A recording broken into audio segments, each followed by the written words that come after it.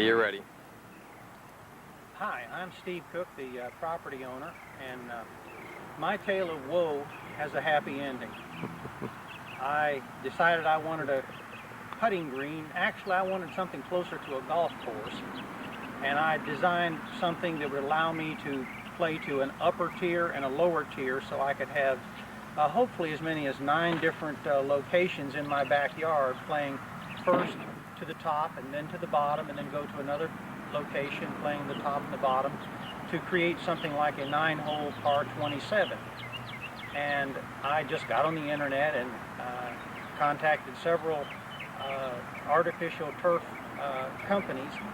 The reason being, I have a friend who has natural greens, and although they're great to shoot shots to, you had to hammer the ball because he was having it maintained by professionals, but they would only come once every, or maybe twice a week at best, and it was expensive, and it just wasn't what I was interested in. And I had heard the grand promises of deep sand-filled greens, that they would hold a shot from 150 yards, and I selected samples from several companies. I had an 8.5 by 11 schematic of my yard with the green area diagrammed into it, with arcs around 30 yards and 50 yards, and I faxed this to the people I decided to go with, and they sent me the material, and I had a contractor who did my irrigation system, who also happens to design or has installed natural greens, and he is a golf course consultant. He's very good with elevation and drainage and things of that nature, and they told us it was a do-it-yourself situation, and they sent us the video. We studied the video. We ordered the material, and we had the contractor bring in the small crushed gravel like they suggested, and we had a riding compactor, and we put down what we thought was a real good sub base, and we talked to the manufacturer on the phone almost daily and told him what we thought, and he gave us his opinions, and we followed the instructions to the best of our abilities, and we considered ourselves to be reasonably intelligent people. The first problem we had was there was moisture in the sub base, and when we glued the seams down, the adhesive sucked down through the sealing tape down into the sub base, and the green material, the carpet, did not stick together, but in fact the tape stuck to the sub base. So he said, well, no problem. What you need to do is cover it with plastic and then glue it down. And so we did that, and we got the thing to stick together, and then we put the sand in it, and I thought, gee, this doesn't even look green. It looks more white because the sand was sticking all the way up in it.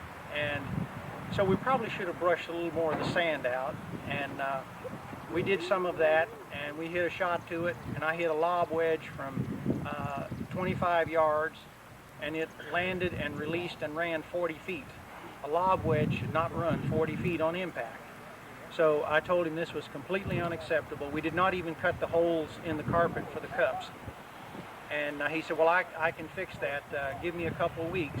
And he sent some of what he called closed cell foam rubber, very much like a diving wetsuit, and we put that on top of it and bounced the ball in it, and that deadened the ball, but it also created a trampoline effect.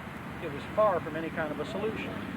So then we lifted the carpet up and put the foam rubber underneath it, and that may have been a bit better, but it was far from any kind of a solution. So then someone told me that if you had micro grains of rubber in with the sand, that softened it, and if you had a longer fiber, that would make it hold the green better. And so I started pursuing that and got on the internet again, and this is the point I ran into Mirage putting greens. And I talked to Mr. Dale Potts, and he said, oh yes, we've taken out a number of those deep sand-filled greens because they simply do not perform as advertised, which I found to be true. And he said, people tell us how unhappy they are, then we never hear from them again. Well, he heard from me again. It took quite some little doings because, as I have found out, there are a number of different Mirage putting green products, and there are several different installation techniques, and you get a different kind of green depending upon the product you use and the installation you use. I was told the nearest place to go look at what I wanted was Huntsville, Alabama, or I could come to Florida. So my installer, he and I flew to Florida, and we thought we were going to see everything, but in fact we saw one type of green that's a great putting green, but it wasn't what I wanted. But yet they convinced me that their product that they do have would work with the right installation. And I had to wait for a specially manufactured product that they call their golf course material, because it's a little deeper and a little thicker, and it checks the ball up more than a putting green. And I thought, well, I'm willing to sacrifice some putting speed in order to get the checking qualities that I want.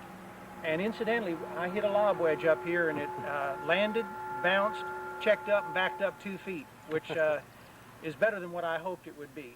However, it putts plenty fast.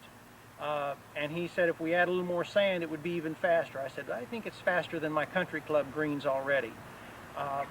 I'm delighted to say that you cannot find the seams.